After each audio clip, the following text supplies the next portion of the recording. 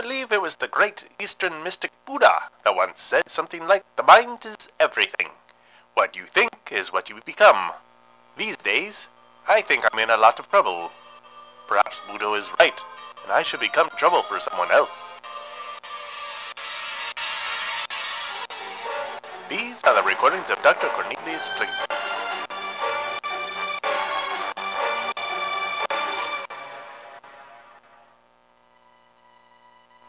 It is time to end this thing.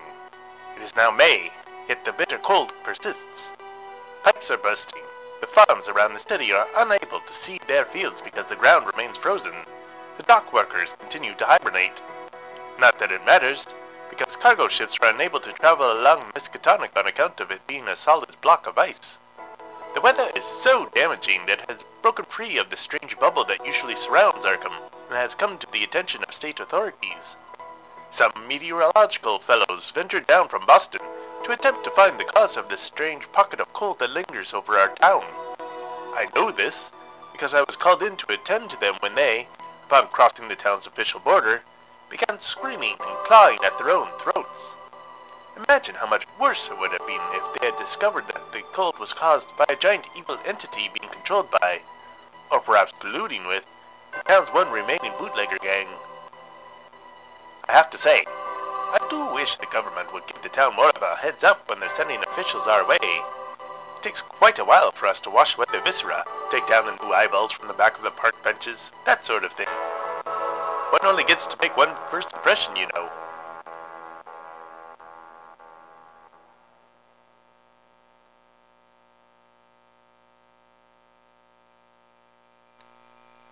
Town Council has temporarily lifted the ban on speaking your thoughts out loud in an effort to gather ideas to combat the damaging cold. They sent out a list of rejected ideas via carrier pigeon. Unfortunately, the pigeons all froze and plummeted out of the sky like artillery shells. We had to go out and gather the information ourselves, rather than having it delivered to our homes. The rejected ideas include yelling at the cold to make it go away, making the cold fall in love with you, and then breaking its heart by seeing other people, writing cold -1 = 0 on a giant chalkboard, a giant group hug to share body warmth. I think this one sounds nice, but the council is dead set against non-fatal hugging, so that's that. The only real suggestion I have is that the town council destroy the ancient entity known as Benu Thun, under the control of the gang known as the Riverside Boys. So, do I just speak this thought out loud? Do I write it down and send it in to the council? I'm certainly not sending it by carrier pigeon. One of those poor buggers cracked my windshield.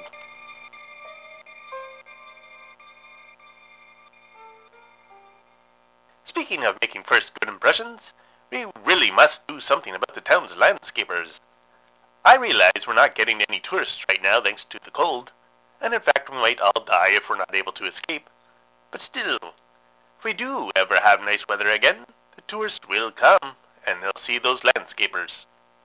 Whose idea was it to release hardened violent criminals from the prisons to trim hedges? These are people known to have poked people to death with sharp instruments. But what does the city of Arkham do? It gives them sharp instruments. Okay, yes, granted, they've done a surprisingly good job keeping the grass trimmed at the city's parks. And okay, fine. I haven't seen a weed growing in, well, anywhere in the city. Still, we're just handing out garden shears and spades and garden hose and hatchets to people who have murdered other human beings with garden shears and spades and garden hose and hatchets. Then again, the trees along the streets and avenues have never been kept in such tip-top shape before. You know what? I think I'm really going to have to rethink my position on this issue. Sure, the murder rates might skyrocket, but we'll have splendid greenery in the city to soothe our murder-related sorrows. So that's nice. How do I put this? One must be delicate, you know. Miss Commonprance and I finally, consummated our relationship. In a fully physical sense, I mean. Many businesses around town have closed up because of the cold and the violence of the Riverside Boys. But both of those things add to the workload of a doctor's office. Would I like to close up shop and flee to a southern tropical locale? You bet your boots I would.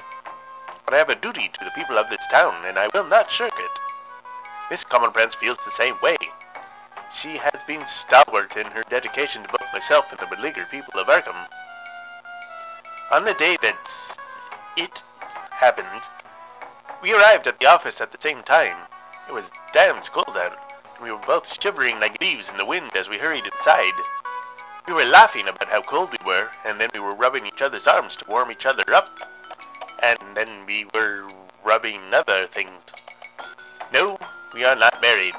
I know some of you are therefore thinking of Miss Commonprance as a common floozy, but I will not hear of such talk.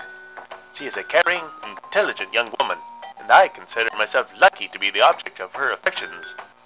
Plus, my goodness, those legs of hers go from here until next Tuesday. The gams on that gal are simply ridiculous. She has expanded my world to new realms of music, even if some of it is jazz. It taught me to see the world with awe-filled delight. All that said, I do feel rather guilty. I am keeping a significant portion of my life secret from her. But my housekeeper and I are struggling to defeat a massive supernatural horror. Isn't exactly charming pillow talk, now is it? I can only pray that my secret life does not harm her. I would never forgive myself for that. Enough about me for the moment.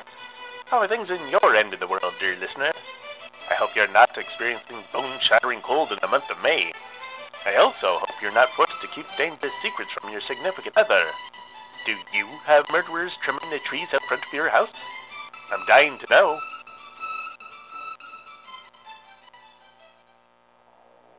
As always, I am trying to improve my artistic sensibilities. I'm giving poetry another crack. See what you think. The frost creaked in, uninvited, unwanted.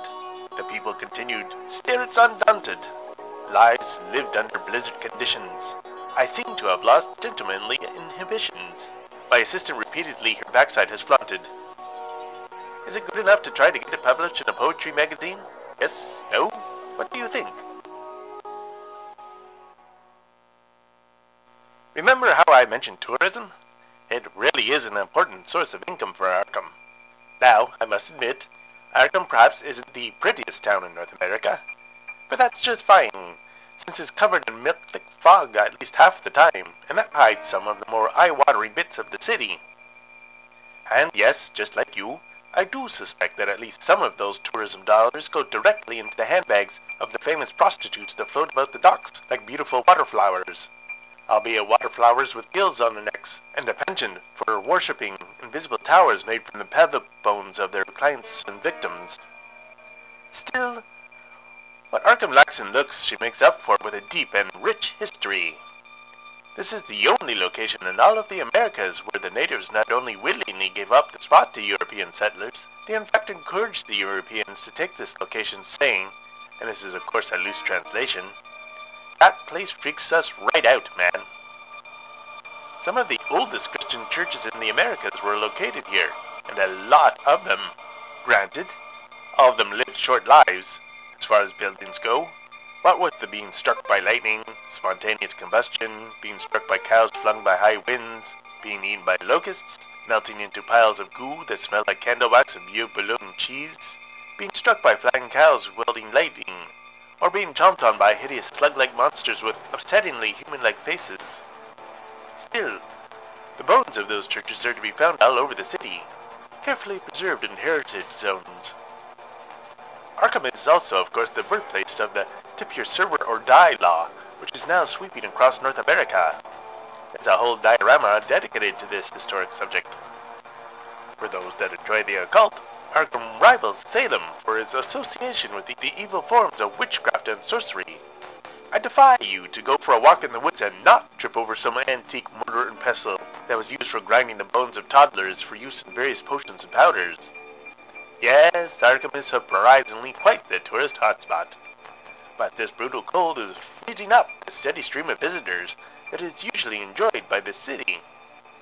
To that end, Town Council has been asking around for ideas on how to get the old tourist trade flowing once again. They sent out a list of ideas they've already rejected so that we don't repeat them. These ideas include saying to tourists, "Hey, you think this is cold? You should meet my mother-in-law." Running about town in athletic shorts and short-sleeved shirts in order to fool tourists into thinking it's warmer than it actually is. Setting random fires along the downtown streets. Not only would this be dangerous, but it might cause people to huddle around the fires for warmth instead of going into the shops to spend their money. Dropping to the ground and saying, "Let's make snow angels, whee!" while laughing non-stop. Not only is the laughter disturbing, but there's a chance you might stick to the ground and the already overworked fire department will have to come and pry you loose. And apparently it's an absolute no-go to offer to rub tourists' bodies in an effort to keep them warm. Well, I'm stumped then. What else is left?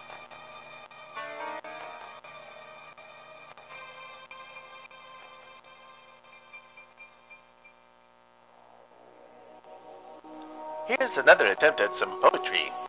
It's a spontaneous haiku. Do you know what a haiku is? It's a poem consisting of 3 lines. The first line has 5 syllables, the second has 7, and the final line has 5 again.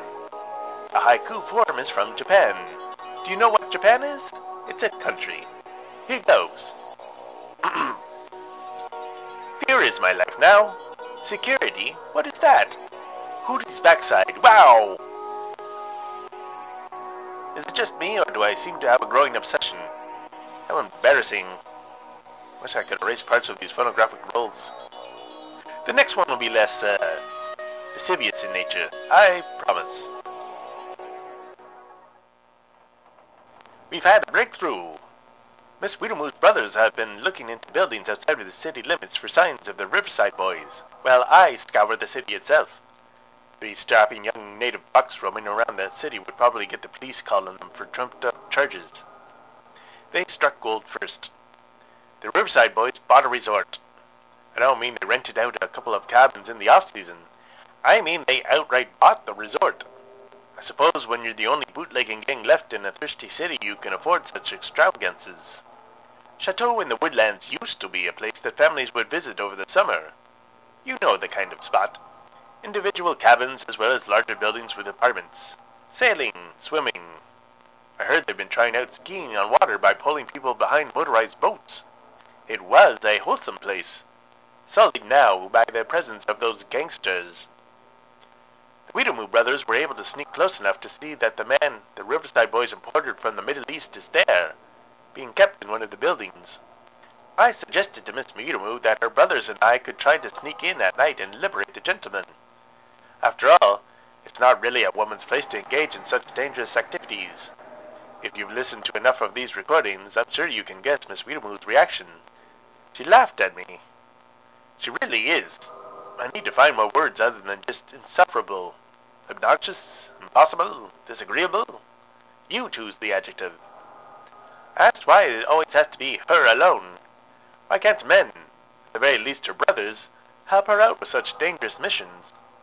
She said it was not their calling, it was hers.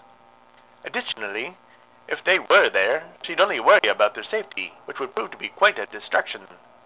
She immediately followed this declaration by asking me to come along.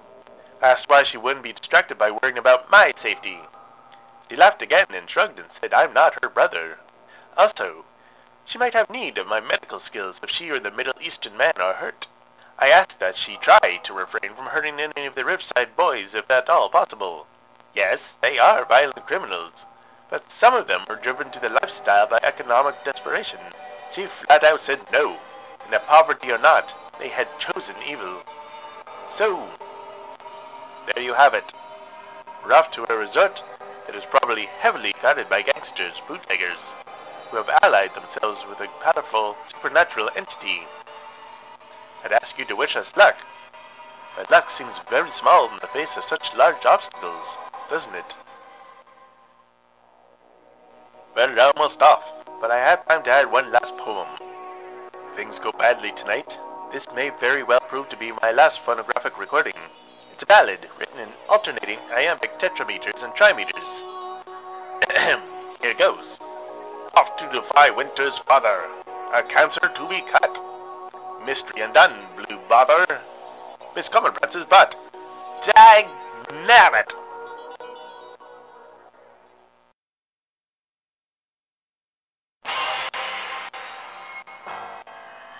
Overnight for Observation was created by Daniel Fox.